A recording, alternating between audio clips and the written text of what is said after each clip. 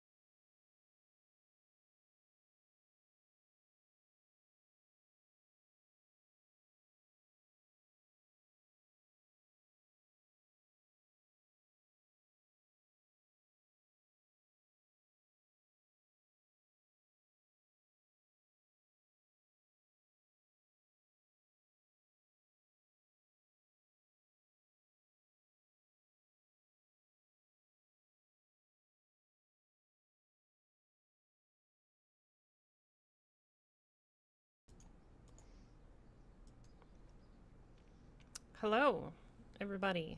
How's it going? My name is Katie Waffles, and you are watching Good. the Waffle Squad podcast. Together with my co hosts, Mr. Guido and Mr. Jimto, and today we have a very special guest, Mr. Biogen. Go ahead and say hi, guys. Hi, Hi, guys. guys. Biogen, tell us a little bit about yourself. I look like a man. um, yeah, so I'm a streamer on Twitch. On vacation right now, so I won't be live for like a week. But been playing a lot of different games, stuck on a couple of games here and there, but mostly variety. And I talk a lot, so It's that's true, I about can it. vouch for that. Okay, cool. So, you guys already know Jim and Guido. You guys can say hi if you want. I mean, you know. I'll be the comic relief tonight, so Jim can be the straight man. Oh, Thank you, Guido. I appreciate that. And I'm going to say hey to Methwood out in the chat. hey, Methwood's here. Yay. All right. Well, let's go ahead and get down and dirty with these glorious topics. Today, we're going to talk about MMOs and games that have surprised us in good ways. So let's go ahead and start off with games that have surprised us in good ways with Biogen. Um, All right, so this is pretty interesting for me because my Steam library is way too big, and there are a lot of games that I haven't actually gone through. So I was always trying to figure out, oh, let's play this game, I'll play that game, I'll get through it. But all these smaller titles have been just popping up here and there. So I would say for the most recent games that I've been playing, games that have surprised me in a good way, um, that I've been really, really happy with, that I wasn't expecting to. The number one on my list probably has to be Mighty Switch Force Hyperdrive Edition. It's such a simple game. There's really not a whole lot to it. It's like a cross between Mega Man and Sonic-ish. It's like a platformer, but you have to change the state of blocks that are in the field. And some blocks are special in that they only react if you're not stepping on them, and otherwise the color locks. So you can adjust them, and it gets harder as it progresses. It's a puzzle game that also gives you bonuses based on your speed and your ability to collect certain objects in the level. So it's it's simple. It's a really small game. I got it for like $9, and I would have paid twice as much knowing how much I enjoyed it. Would this be considered an indie game? I think so. It actually did end up getting released on the 3DS before it was on Steam, but uh, it was done. I can't remember the name of the developer off the top of my head, but I do know the guy who did the soundtrack, Way Forward Games. That was it, and the soundtrack was done by Vert, otherwise known as Jake Kaufman, who also did Double Dragon Neon. So it doesn't feel like an indie game. It feels like a big developer funded small game, Mm-hmm. but I don't think it like. I think my top picks are between that and Freedom Planet, which is definitely an indie game that was on Kickstarter, but they both feel like they're about the same amount of care put to the detail of the game, given the scope that it already fits. Okay, cool. Awesome. And what was the name of the game again? Mighty Switch Force. All right. I have honestly never heard of that game. But then I don't really get on Steam and look for a lot of indie games, though, so The that could be soundtrack is why. phenomenal. Soundtrack. All right. Mr. Jim, what do you think? There's so many games I could list out for this, but I'm going to go recent, which is with the game I'm currently playing. If you follow me on Twitter at all or Facebook, you know it's Rocket League. Um, it's a game that sounds silly. It's soccer with cars, which kind of look like oversized Matchbox cars, but really cool Matchbox cars. And you basically try to hit this big steel ball into a goal. But they've done some things with it that I find very enjoyable. I usually just play 3-on-3 online. Um, they've done cool things like in a game like that where you're constantly doing the bump and grind. Your cars just don't take damage, which is cool, I think, because you don't want to have in a game like that where it's completely balls to the wall at all times. You don't want to have to worry about your car blowing up because you've taken too much damage. You do have to worry about getting blown up if you sit still and somebody runs into you while they're hitting their turbo. That will just explode you in an instant. But they've also done other cool things like, since it is, cars and a big steel ball, there are sides to the arena and a top, which are cleared so you can like see the audience and the city around you or whatever. But um, you can drive on the sides. Gravity just does not apply if you're on the sides. You can even drive on the ceiling part of it for a while as long as you've got um, enough like turbo to keep you moving. But eventually you will fall, and then you'll just Really? turn over and keep going. But the other like cool thing is, since like the gravity doesn't really affect you on the side, if you jump or get smacked or you get knocked halfway across the arena, if your tires land on that side, you just keep going. You don't fall down. I've driven down the side of the arena on the sidewalls many, many, many times. I And actually didn't know that. That's pretty cool. yeah, and you can run into it, you can hit the ball, you can turbo into the ball. But the other cool thing they did is they've added jumps. Um, if you like hit the jump button and press forward, it like your car just goes up and it's like boom, straight forward, and it gives you a nice smack. But you can also do a double jump, which is just hitting the A button twice, and whichever direction you're pressing the stick, your car does a barrel roll in that direction, and you can get some pretty awesome ball smacks, I guess is the way to put that. Which it makes for some really awesome goals. Like if you're like halfway down the arena on a sidewall, you jump off, do a sideways hit to the ball, and it knocks it in the goal, which has happened to me only once. It'll never happen again. You feel like a badass. It it's an insanely fun game, and I know it's soccer, but with the amount of smacking and hitting that goes on, it actually feels more like hockey to me. Hmm. And I'm having a great time with it. I've only had it for a couple weeks. I've got like 16 hours into it, but that's all the game time I've had except for the 8 minutes I played Path of Exile. So, so that's it for me. Rocket League, great games on Steam. If you have that, I can't remember what it is on the PlayStation 4, where you get like so many free games. Not the free games you get every month for being like a member, but if you pay that extra $10-15 a month, you get different games every month that you can just play for free. PlayStation Plus. Right. PlayStation Plus. It is free for that right now. No. Yeah, and if you do buy it on Steam, it's $20. It's worth way more than $20. Okay, cool. Mhm. Guido, what do you think? Well, I was thinking of a racing game, Blur, which is a bunch of fun. But since Jim has already discussed a racing game, I think I'll go with Interstellar Marines. It's basically a first-person shooter, but it's co-op, and you're basically against an AI and the environment. Played online a couple of weeks ago with a bunch of people, and it's still in beta, so it's not 100% yet, but it was a blast. I'm pretty sure a couple of people got stuck in the terrain a couple of times, but the AI that you're fighting against are androids, and to see them come running up at you and try and beat the shit out of you while you're trying to shoot them, it's fucking creepy. Androids are already creepy. Yeah. There were a couple of times when I was having some lag, and I would shoot at the android and basically empty my clip. And I would just hear people laughing. Oh, looks like Guido's got another enemy, you know.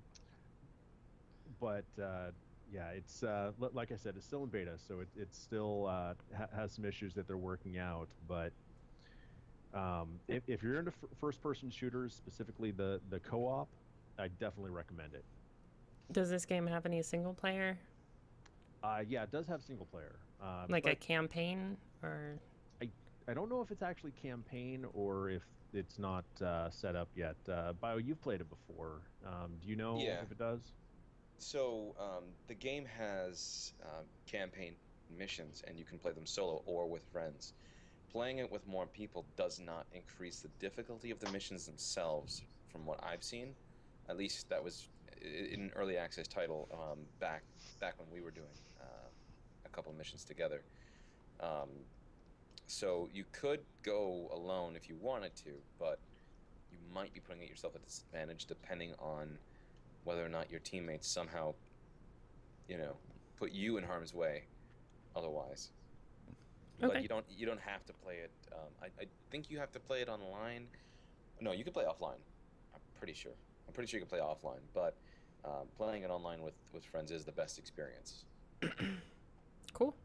So, what do you guys think about the games that surprise you most? What do you feel like really sets them apart? Like when you think about games that are surprising like that you really like, what sets them apart from other games that you really liked? For me, it's meeting not only meeting but exceeding expectations that I may not even known I had. I mean, I expected Rocket League once I found out a bit about it to be fun. I didn't expect it to be so insanely fun that I just, stopped playing everything else for a few weeks and just played that. It's for me the gameplay just doesn't get old. I mean, they found that little loop of fun, hit the ball, and you just do it over and over. Um, it just for me it just doesn't get old because I mean there's a lot of physics in it, but to a certain extent it's kind of hard to predict everything, and it's a fresh game to me every time.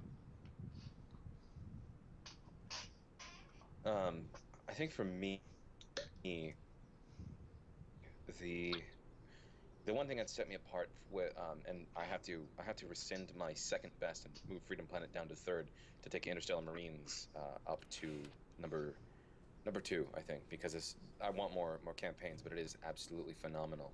Um, why is that? Okay, so the reason I would give it those kinds of denotations of absolutely spectacular, surprising games to me, um, the gameplay itself being what you expect is really kind of standard. I think we've come to a point where most games can have a relatively standardized set of controls and set of interactions within a genre, like a platformer or a first-person shooter or a racing game, etc. There's you're going to go real fast, you're going to drift, you can do this, you can do that. But and Rocket League is a good example of some of the ways that this really changes when a developer puts a twist on it of any kind, when they try to change up the formula in a way that they want to be interesting, the amount of detail that they put into the smaller, finer points that are subtle but obvious if you're staring at them. If you go looking for them, you see them, but you might not notice them otherwise. Those really set it apart for me. So, for instance, one of the things is just gonna go jump through a few titles. So, we talk about Interstellar Marines. Now, one of the important things about that game is that the lighting is a very, very strong method of setting the tone for certain areas. And it kind of feels a little bit like Counter-Strike meets Alien. Uh, what's that new Alien game that came out recently? Oh, Alien Isolation? Yeah, there you go. It kind of feels like a mix between those two, and it's really, really good. Um, but the when you talk about the lighting, you have really well crafted levels, you have good dynamic lighting, and a reasonable use of it that is both expected and in some cases unexpected. Like the levels, they feel real, they feel reasonable. It feels like when you look at something and you look at the area, what you see is not. It doesn't remind you that this is a video game, right? It doesn't remind you that this is, and in this case, because you're looking for realism, Um, you have elements that feel authentic, um, but they take a lot of extra time and a lot of fine tuning to make them that way. When you talk about other games like Freedom Planet, for instance, this is one of my favorite titles to discuss this specific point. You look at things like the game is basically like a mix between Sonic the Hedgehog and Rocket Knight Adventures, but all of it's done all of it's an indie game funded by Kickstarter, and you have what seems very clearly people developing the game who have played the previous titles and have a serious endearment towards them. So they want to make sure that when you're playing the character that can shoot things, you can shoot things in a way that both looks cool and is also useful and fun. You don't feel overpowered, you don't feel underpowered. You feel like you have just the amount of tools necessary to complete the game, and it's not arbitrarily more difficult, even if you ramp up the difficulty. It's a challenge and not a hassle, which is not always present in some more difficult games today. So the character that can bounce around like Rocket Knight bounces around in a way that you'd expect, and it's fun to do so. And there are some extra mechanics like an energy bar that you can use, recharges to do more of it, and some really interesting ways of moving around. That this is where the detail comes in, right? So like with Rocket League as well, they give you these tools, the basic tools, and it's up to you to figure out, can I use them this way? Can I use them that way? Can I combine them in really interesting ways to do some crazy stuff? Freedom Planet lets you do that. Rocket League lets you do that. Interstellar Marines, sort of, not so much. It's not really that kind of game, but I know it's kind of a vague description. I think when a developer really cares about making their game right, and they fill in all the gaps, and they color in all the creases to make sure that there aren't some gaping holes in their presentation, that would make that would remind you, oh, it's just a video game. Mm-hmm. Cool. Awesome. Guido? Hey, yeah, go ahead, Guido. Well, basically, for me, it boils down to I hate to oversimplify it, but a friend of mine is I'm going to give credit for the term fun factor. You know, is the game fun or not? And like Jim was saying, does it exceed your expectation? So yeah, it basically comes down to how fun the game is. I mean, I can overlook a lot of stuff, you know, glitches, sound, voice, music. You know, I can overlook a lot of broken stuff in a game if it's still fun. So Agreed. It's kind of how I feel about Borderlands pre-sequel. Still a fun game. There's a lot yeah, of things about it that piss us all off, but it's still a fun game. It's still Borderlands. Uh, really quickly, because this irks me a little bit. I don't think Alien Isolation is actually a go-to game as people think. I mean, people like said, "Oh, this is great, but it cheats." I think it actually just looks really, really good in comparison to Aliens Colonial Marines. I don't think Isolation is that surprising of a game I myself. don't I don't think that's a good comparison though, because those are two different types of games. They're both Aliens games. The They're people with a both fans of aliens Aliens are games, gonna but play it. one involves shooting and one involves basic just survival. Like there's not a lot of shooting in it from what I've seen. I've never played it, but Where the AI cheats. I haven't. An AI hasn't cheated that big since Doom 3. I like I said I haven't played it, so I don't really know, but from what I've Yeah. seen, I think it looks like a good game that really kind of sucks you into the whole survival like shit your pants kind of thing. Well, honestly, Alien Isolation is a perfect example of something, what we're talking about anyway. I can expand on a little bit because I did play some of it, and I watched Limpy play through the entire thing, which was hectic. So the game, Alien Isolation, does a lot of things right, and some things doesn't do as well as it should have. The studio wasn't one that we'd really heard of, I think, and they came out with this game that we weren't expecting. The interesting parts about Alien Isolation is that in in the scope of Alien games, you're certainly right that Colonial Marines was so bad that Isolation would look good by comparison. But the only games that Alien Isolation truly compares to are survival horror. And that's difficult because that genre has almost entirely existed in third person. Capcom basically dominated that back with Resident Evil, and no one ever really gave it up until about Resident Evil 5. Then we started seeing some of the stuff. Slender Man came out, and Amnesia, another great game. But um, Alien Isolation took a really interesting turn because you had a crafting mechanic for making tools, and you had to hack computers, and you had to read logs, and you had to a save point that made you wait before it finished saving, which meant if you got it too late, you died before you finished saving. um, so you're right that the AI in that game certainly does cheat. And one of the easiest ways you can tell is if you watch someone play it on a difficulty lower than the hardest that's available, where you'll see the alien clearly looks straight at the player and then moves on, like a quick head cock and then continues. So from that, you can tell there are some issues in the code where they had to take some shortcuts, and I'm not a fan of that.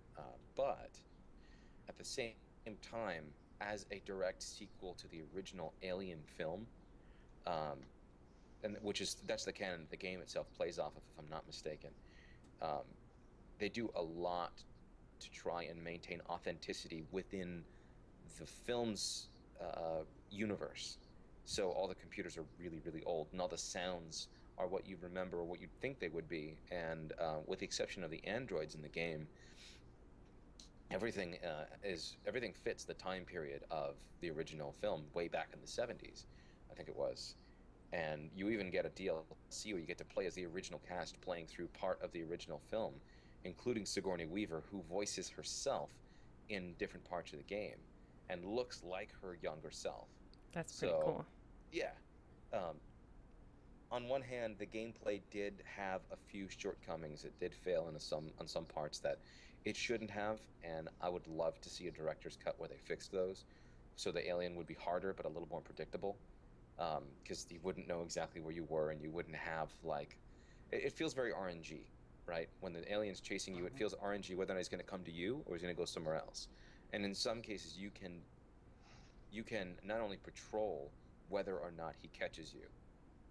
Like you go into a room for the first time and you hide in a locker, he's never going to check your locker for more than a few seconds, and he will not pull you out. If you hide there more than once, he might do it, and that's kind of silly because at that point you become less immersed in trying to hide and more immersed in I'm playing a video game. How do I beat this challenge that's ahead of me as a game would? But the environment is the presentation of the game itself is astounding. So yeah. So I think a lot of that is we're getting more down into the perfect game, because no game is obviously perfect, and Tetris like is. besides Tetris, regardless of the AI issues, there's a lot of people that think that's a really good game, and AI has always been something that's never been quite right.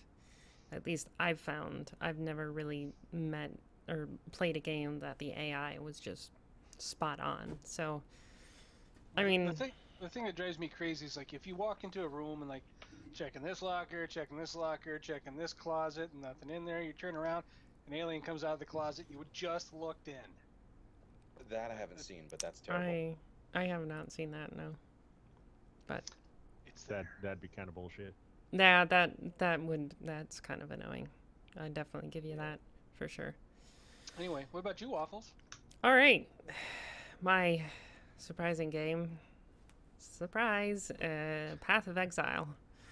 For those of you on my Steam group, you've probably seen me playing nothing but Path of Exile for the last couple of weeks. And the interesting thing is, Path of Exile has been out for quite a while, and honestly, I hated it when I first played it.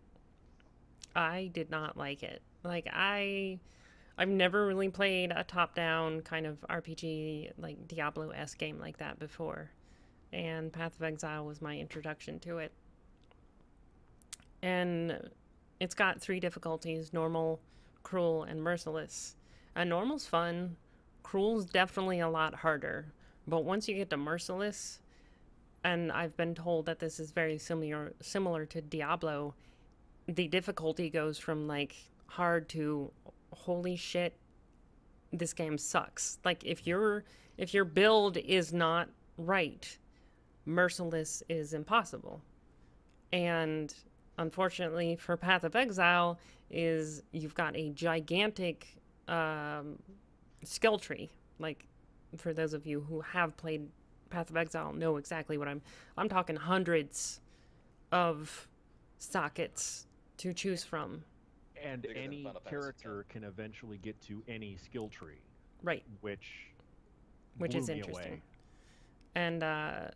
And the interesting thing is there's no respecking. You can get Orbs of Regret, which will grant you respec points. And every now and then for a mission reward, you'll get 2 respec points. But you can't do a full respec. So if you're like level 60 and you're in Merciless and your character's broken, you don't really have a choice. You have to start over unless you are really good at farming, which at that point, farming becomes kind of hard because, you know, you're in Merciless and you're going to die every 2 seconds. So farming's not going to happen. I took one look at that skill tree, and I figured, you know, somebody out there has already done this work for me. Yeah. I'll just play the game, and I'll just put everything where they tell me to put it. And that's another thing is like the Path of Exile has a pretty big and pretty devoted following. So for those of you who are just getting into it and you look at the skill tree and it is very overwhelming. I was super overwhelmed the first time I looked at it. Cuz I'm used to like Borderlands and stuff where, you know, it's pretty straightforward as far as skill trees go.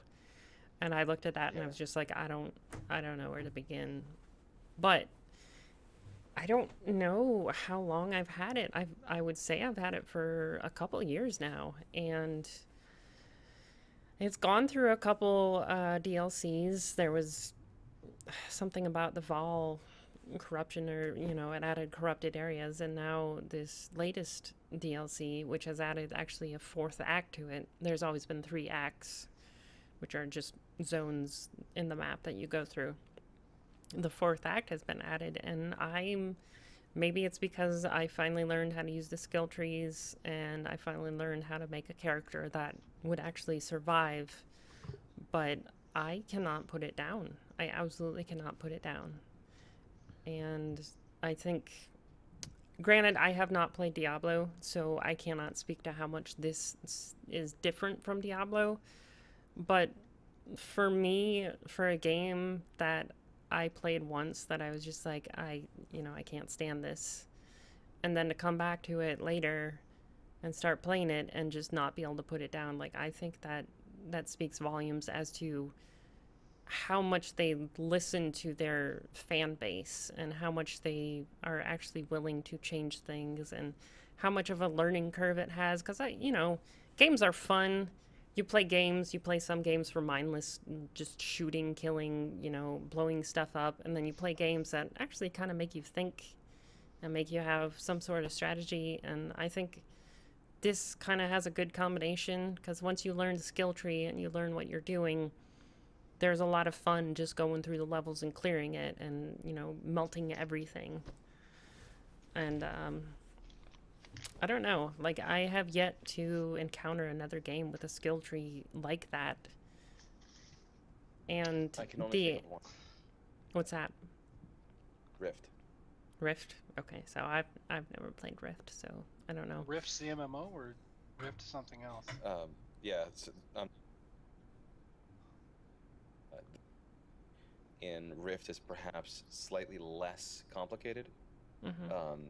Think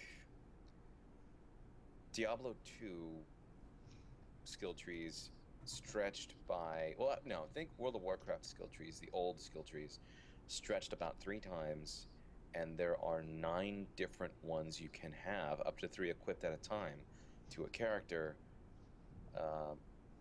for every single class. So That's convoluted. incredibly complex and super convoluted, lots of overlap, and How lots of can you interesting things possibly to do. balance a game with skill trees like that? I don't think you can. I think balance is pretty much an illusion in general. I mean, you Yeah. can Maybe do your not the focus. best, but also quite true. You're Also never gonna quite true. have perfect balance in any game with a skill tree. I mean, just Yeah. it's not Hey, gonna happen. It's pretty. Hey, Waffles, you said you played this before and you didn't. At first, you didn't like it. Why did you go back? Honestly, I don't know. I like to go back to games, give them a second shot, except for certain games, Bioshock 2. I don't know. I saw that they released a new DLC, and a friend of mine told me that they added a fourth act, and I was like, like I like the game. I like, not that I really paid a whole lot of attention to the story, but I like the story from what I picked up on it. Like it's still a good game. It's just, to me, towards the end, it was kind of broken. But in truth, it wasn't broken. It was my ability to play the game that was broken. And I didn't really, I don't know. I guess I put more time into it now. I basically took my character from level 1 to level 66 in the last 2 weeks, and Holy shit! yeah, and like I really sat down and I looked at the skill tree, and like I learned, because I mean, having played in Merciless before, basically you're penalized like negative 70% elemental resistance, and that will destroy you. If you don't have the right gear or the right skills of health and mana leech and life leech and everything, you're screwed. You're just not going to make it. And I don't know. I just decided to give it another shot, and I'm in love with the game now.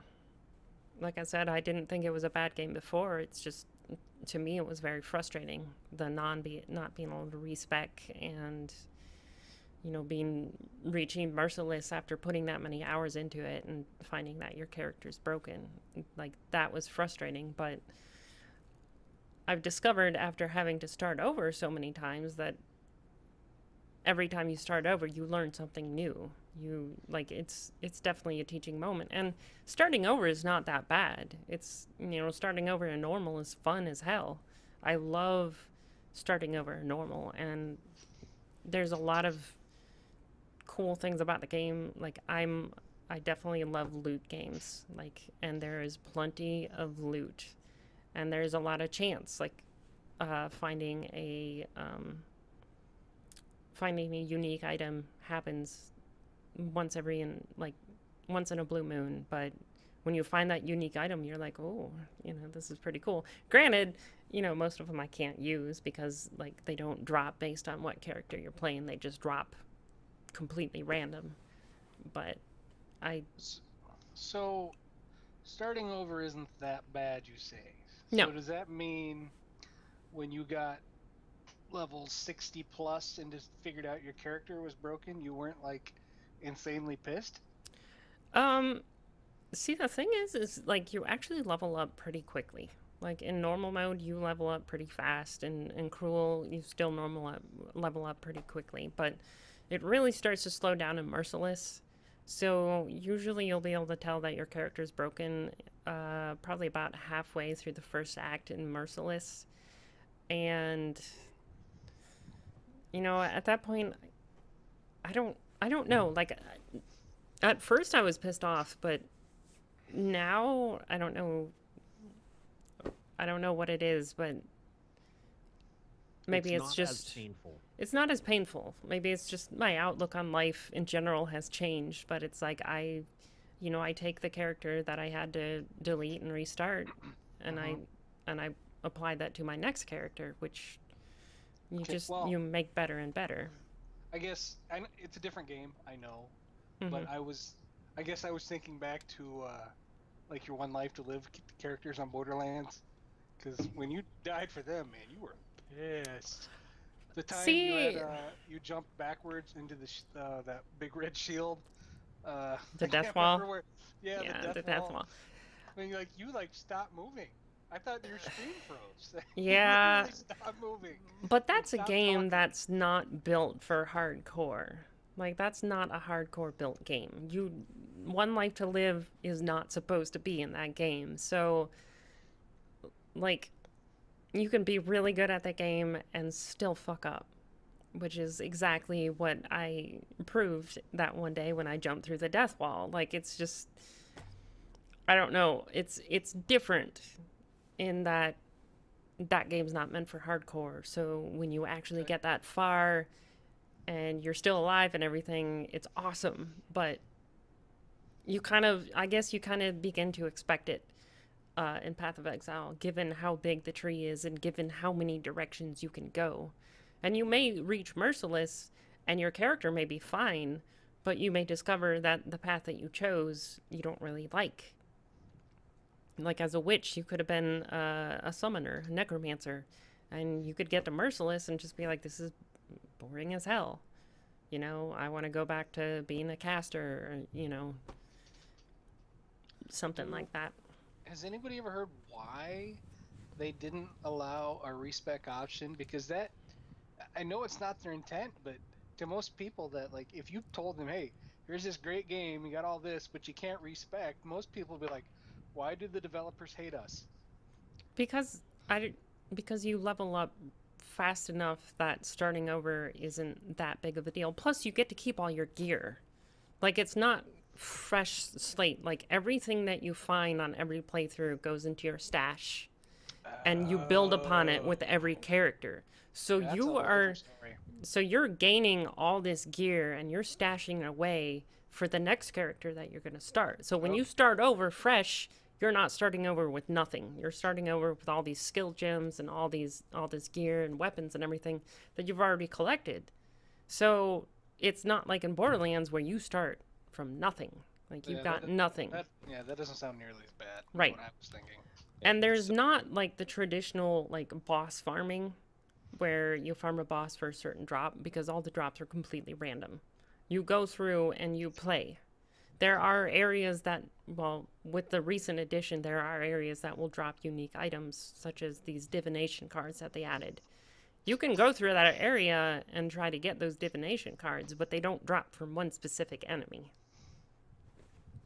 which I um, absolutely love because I am so tired of farming one boss on Borderlands to get a certain drop.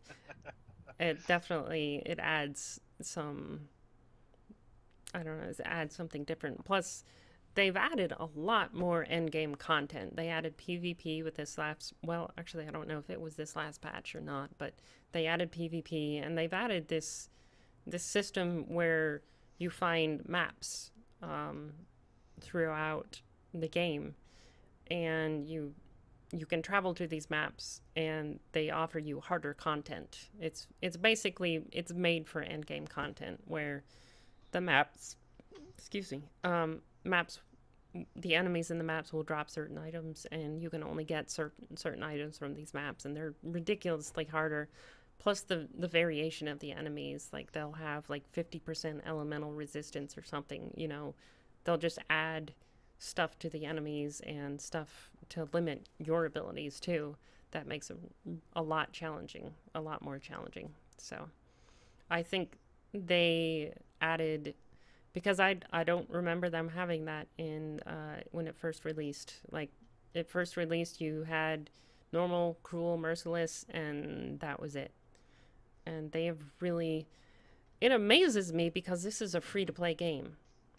This has always been a free to play game, and when you start playing it and you look at the sounds and like the graphics and everything and all the attention to detail that they put into it, it's like, how do they get away with putting out such a great and refined and polished game for free? But then you see all the people running around, and you know, this is actually a free to play game. The only things that you can buy are extra like stash tabs to store gear, and the rest of them are just things to add to your character to make them look awesome. You know, like, it's all, there is nothing that will actually give you a step up in the actual gameplay. And people actually like to spend money on it because they like the game. So you see like these gorgeous characters running around because of all the mods that they've bought. But there's not one character that is just amazing because somebody had money. Right. Which- Actual free to play. not pay Right, to which, Yeah. and to me, that really separates it from a lot of free-to-play games. I would say you're right in that respect, from what we've seen a lot of Nexon free-to-play games, because that's been a really huge problem for like the last decade. Specifically Absolutely. from Dungeon Fighter Online, Rumble Fighter, Perfect World, etc., etc. Every game down the list. Vindictus was one, which is Mabinogi Heroes before it came to the U.S. You buy your success, and you buy gameplay, and you buy elements that would otherwise be available to you for free. And I think the reason why Path of Exile does such a good job at what it does is because if you look at, for instance, we were talking about the respec thing, why don't they let you do that? There's a good point about making new characters, which is absolutely true, and it's all in the vein of Diablo 2, which when I started playing Path of Exile, it always felt like the perfect Diablo 2 plus, right? Which Torchlight 2 does a great job of getting close to, but nothing really touches it as closer to home than Path of Exile. And so, kind of like when you look at free-to-play games that have been successful through microtransactions, you see League of Legends is obviously the biggest example, where Riot Games makes just bunches and bunches of money off of this title that costs nothing to play.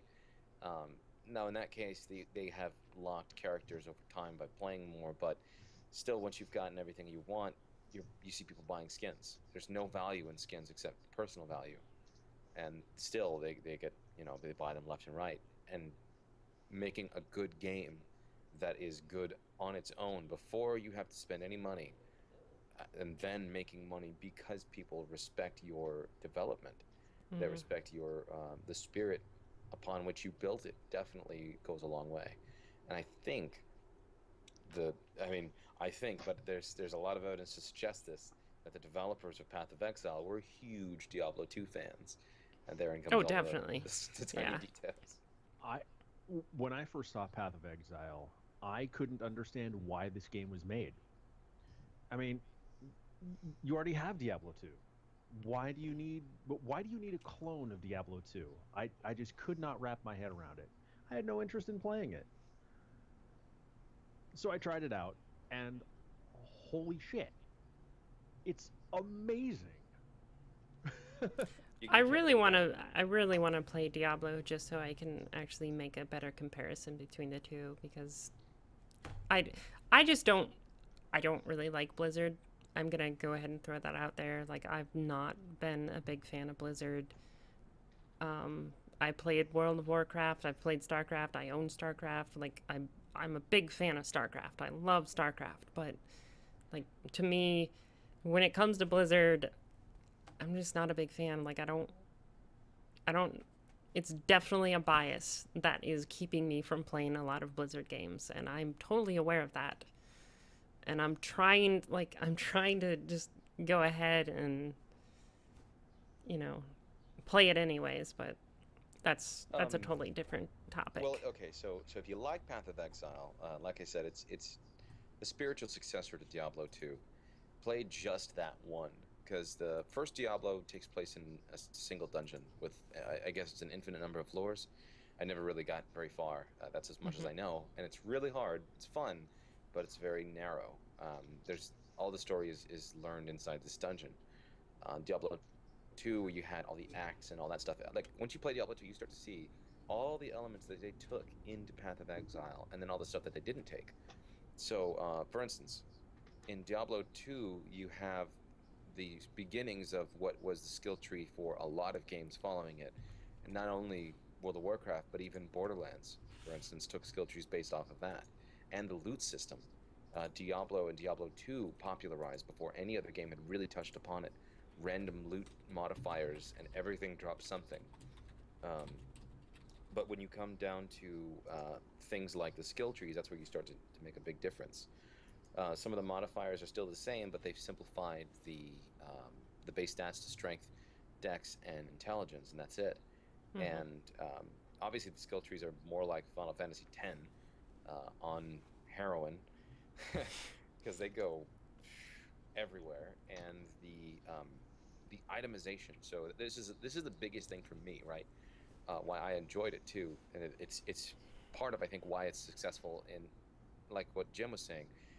What's so different about it? Why play this over Diablo 2? What's the point? And that so the skill trees themselves being interesting is okay, but the socketing system for Path of Exile was by far the most interesting thing I've seen in a video game That since sold the Final game for Fantasy me. VII. Exactly. So if you played Final Fantasy VII, you had materia slots in some of your gear. You could equip different support materia, magic materia, or other kinds of just spells and things that could. They give you extra actions in battle. They give your characters special protections against certain things when you pair them together with linked slots. And in Final Fantasy IX, you had to equip certain items in order to use spells, and over time you learned them permanently. But if you didn't have them learned, you had to have this thing on to do this other thing. If it wasn't equipped, you couldn't cast it. And with Path of Exile, you still have to have the gem socketed, but you can link an attack gem or an ability gem with a support gem to increase the ability that it has, more projectiles, extra fire damage, whatever. And everything is resocketable on the fly. That was the biggest thing to me, because in Diablo 2, it's locked. Once you socket it, it's socketed forever. And it wasn't until I think D3 that you could destroy all sockets or something. I could be Mhm. mistaken on that, but either way, the gem is gone. As soon as it's socketed, you'll never get it back. But with PoE, just, you know, everything Yeah. except for the skill trees, do it as you please. There's so much more to like. It's such an in-depth game, and that is it still blows my mind. Um, it's way too much to to honestly. We need to basically separate a completely different podcast to talking about Path of Exile. Probably. But I would like to get into MMOs because I consider Path of Exile to be like MMO ish, an MMO light, if you want. I don't know if I'm using that term correctly, but it has PvP and you have to be online. There are other people using the same server. You can see them when you're at towns. You can see all the other people that are there.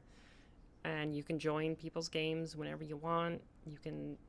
I don't know how many people you can. I think it's up to 6 in a party um, to play the game. So it's online. Like it's like an MMO. But let's talk about MMOs and like true like traditional MMOs in the sense of World of Warcraft where it's always people everywhere and things like that. Like what separates I'm gonna use World of Warcraft because everybody knows World of Warcraft, but what separates World of Warcraft from the other MMOs? Like what is the difference? Is there a difference? And what makes it an MMO? I know you got lots to say about this, Biogen. Yeah, I have. Yes, he does. I have a whole. Uh, I could write several novels on the subject. So I'll take that as an invitation to start. Um, with MMOs, well, it's interesting. I'll say first off, because Path of Exile versus um, we'll go to the start of MMOs, right? We had the earliest MMOs that I played were like EverQuest and Tibia, and you always had a different realm of some kind, right? So some server or some denotation that you interacted only with other people who chose the same thing, server server shard realm, whatever you want to call it. And with Path of Exile, they finally did away with that because Diablo had that. You log into to Battle.net, US East, US West, US Central. I think they might have had. I don't know. and some other regions, and you had characters in that region only, and you could only play with people in that region, but you kept your name, so you had to log into a different region and then go play that thing. And PoE is just go play, connect to the fastest server near you and play. Everybody gets to play. Now, as for what constitutes it as an MMO, because that's certainly kind of reflective of where they used to be and what they are now, MMOs themselves, let's say, I would think that we've seen a lot of games recently that can be considered MMOs, and yet they're so different from the formula that we're used to that it's hard to say what really constitutes it. But to put it fairly, if we consider Guild Wars an MMO, for instance, and I would say we do, I would put Path of Exile pretty close to that, because with Guild Wars it was kind of the same system. Once you're outside of the town, you can't interact with anyone that's not in your party. It's instance beyond that. But in town, you can interact with everybody. You can chat with them all. You can trade. You can do transactions and talk about the game. It's more social, but part of that is still interacting with the community as the game, in order to organize things to work together. And I don't think, like, for instance, you could look at a game like World of Warcraft and say, well, it's not really an MMO, because although you can interact in the outside world, end game dungeons are the only thing that matters, and then you're only interacting with a small group of people. And so it's not very different in some ways to going to town and then leaving town to go fight this thing with only the people in your party. It's almost the same exact thing. With I mean, there's some obvious differences with open world stuff, but in that small scope, it does fit, I think, somewhat. So I don't think it's unfair to give PoE that moniker. But I think if we were to try and, if the question, and you can correct me on this, if the question is what signifies an MMO, I would say the most important aspects, from even just with these points themselves, the games that we would allow that title would require some massive amount of community interaction within the game, specifically designed for game-centric things, and not just we can all chat together and have a few laughs, because that doesn't really go that extra mile. And the ability to play with more than 2 people, more than 3 people. I don't know if there's a safe number to use of outside of the town for group play, because I would say if you can interact with everyone inside of town, but you can't play with them outside of town, I wouldn't call it an MMO. I would call it, an interactive message board. Yeah, I don't know. What do you guys think? For me personally, if it's massively multiplayer and it's online, I don't really give a shit about the rest, quite honestly. Can I play with other people? Yay, great. That's fine. I will love to do that. But yeah, there's MMOs, there's MMO lights. I don't really care. I don't really make that specification. For me, is it fun? Can I play it with other people and still have fun? And that's my only qualifications for it being a decent MMO that I want to play. I think for me, what kind of separates an MMO from an MMO light or an MMO-ish game is whether there's content that is actually made for more than one person. Whereas Path of Exile, you can solo the whole game. You can absolutely solo the whole game. Even the in-game content, the maps that you find, you can solo it. It's going to be hard, but you can totally solo it. World of Warcraft, WildStar, the rest of those games, even Destiny, there are parts of the game where you have to have a group to play. Unless you're really good and you can solo Crota's whatever with that stupid rifle. I don't know. I've totally forgotten the names of things. No Land Beyond or whatever the rifle is. But, like, I think that kind of separates MMOs from, just online games.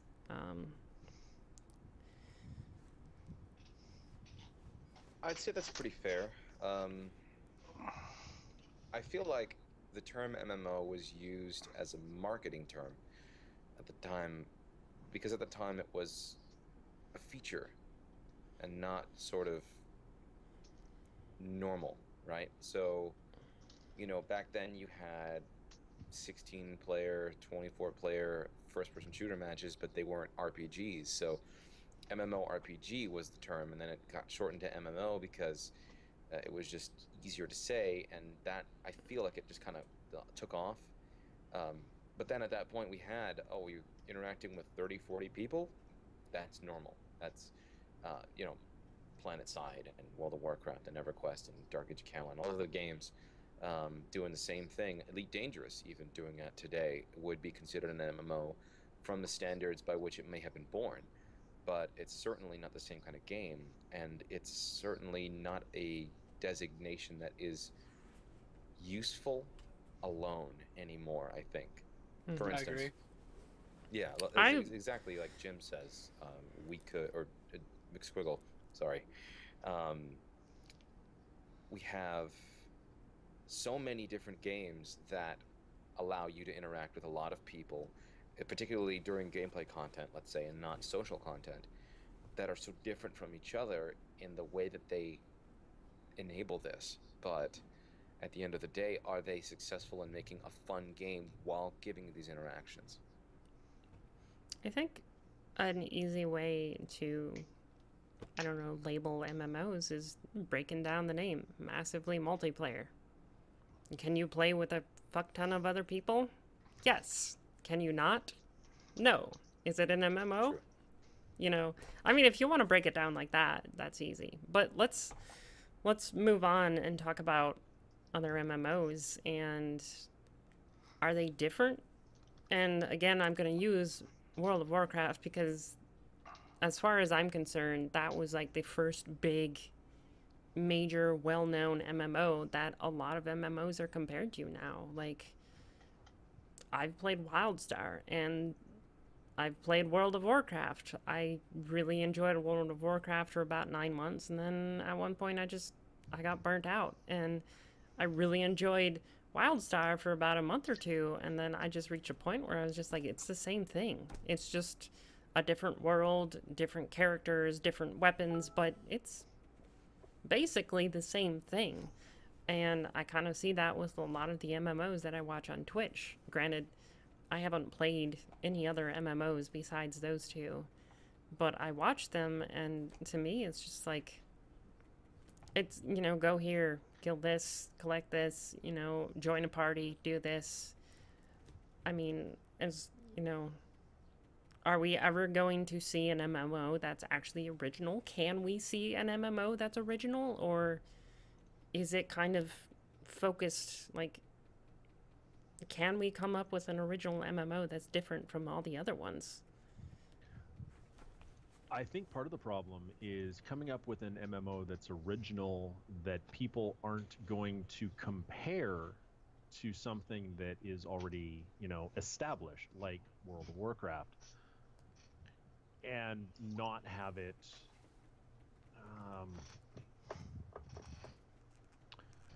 like you were playing what was that the other one that you don't play anymore? Sorry, guys. work is calling. WildStar? Okay. Okay. Yeah, WildStar. WildStar. Right. So you were playing WildStar for a while, and a lot of people Hello? compare that to World of Warcraft. What's up? And that was from what I remember reading, trying to compare that to World of Warcraft and seeing how it had so many similarities and these differences, and people just tore it apart, and it did not it didn't hold up. So I will. Go ahead. Sorry.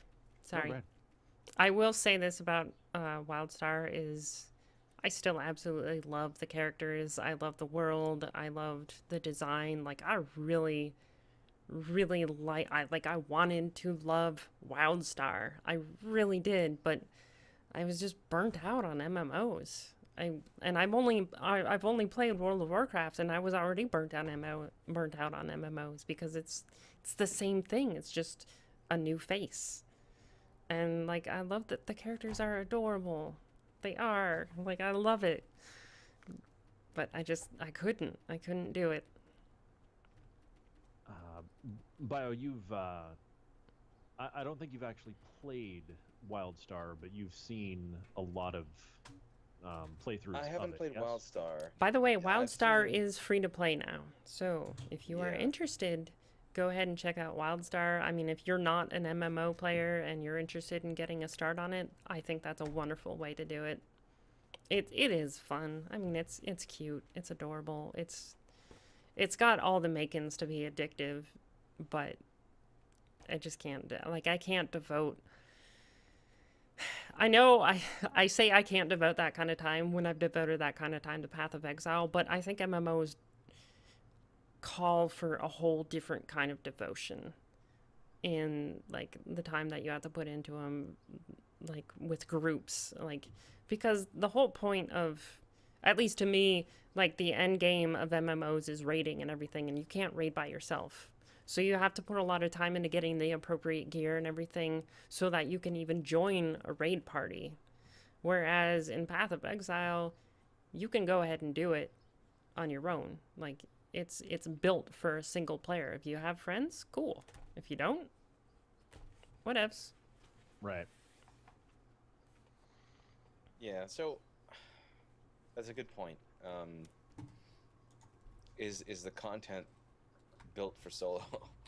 In which case, Borderlands doesn't fit as an MMO. If you know, with that designation, I think when you talk about all these different games, because like I finished Borderlands 1 by myself, and that was depressing, but I did because I had nobody to play with, and you know, sometimes that was a reality, but you had to deal with that. Wait, you don't consider Borderlands to be a single player? It is. What I'm saying is Borderlands is a single-player experience. You can finish it just like Diablo 2, but okay, it's not designed so that you have to finish it with people. It's not right. required. So as an MMO, it might not receive the designation if that can't be true for it to be an MMO, let's say. Like there has to be content that you have to have friends for. Then that's not the case with Borderlands 1, for sure, because I can full clear the whole game alone. But when we talk about like we look at like all these games that are similar and all these games that are different, what is it that sets them apart, and how can they create a title that can fit itself in differently? I think it's a very interesting conversation because you have on one hand the popular. You start with EverQuest, and EverQuest is incredibly intricate, and there's a ton of stuff to do, but it's really, really complex, and it's really difficult, and really unforgiving, and very unpolished, but charming in its own way. Mm-hmm. Then you have, Dark Age of Camelot, better, more refined. World of Warcraft, better, more refined, to sort of homogenize some of the experience to make it easier to play, but there's enough variance that slowly gets ground away to the latest iteration that I played recently, and it's not, there's very little difference from one to the next. It's sort of just every shape fits into every peg hole, let's say. The only way that I know of to be able to effectively create a unique experience is to provide a completely different kind of gameplay, and some people have tried. It hasn't really worked out very well for some companies. It has for some others. So let's say, for instance, PlanetSide. PlanetSide was an MMO FPS. That was pretty successful for a time back in the day, but I don't know why it dropped off, mismanagement or something, or people just lost interest. Huge battles between 64 and sorry, 128. don't want to interrupt you, but we gotta wrap it up because we are running out of time. So I gotcha. wrap it up. So yeah, let me cut it short. So games like PlanetSide, DC Universe Online, and Oh yeah, I played that. And Elite Dangerous. They tried to change the formula, and I think Elite Dangerous did the best job of maintaining a change to the formula, but they failed in some other aspects where the changes make it a very just kind of slow unless you're into specific kinds of activities, and in which case it's just grindy because it's just there's not much else you can do without introducing classic elements that we've seen of these different games. And so how to make it different, I think, is to look at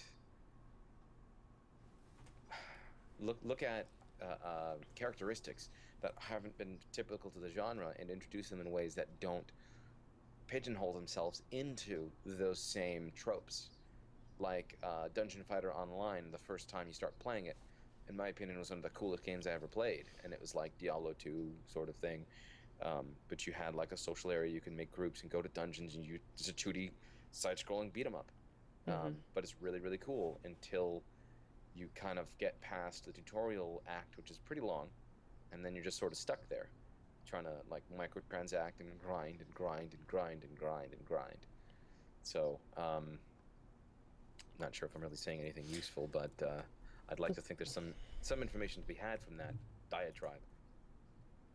So, I think we are out of time. I hate to cut you off like this, but we are on a pretty strict schedule tonight. So, I think if it's okay with my co-hosts, I think we're gonna have to continue this conversation next week, because personally, I'm totally into this topic. I don't know how Guido and Jim feel, but I'm pretty sure Biogen is totally on board with that. But I want to say thank you everybody for watching. My name is Katie Waffles. Above me is Guido. Top left is Mr. Jim Toe, and to my far left is Biogen. Biogen streams, so does Guido. Biogen, what's your Twitch name?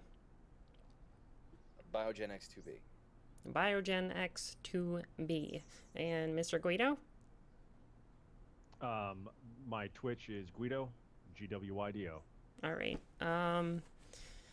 Jim usually gives the whole information on where you can find our podcast. You can go to my YouTube site after this podcast ends. You can check out my Twitch site.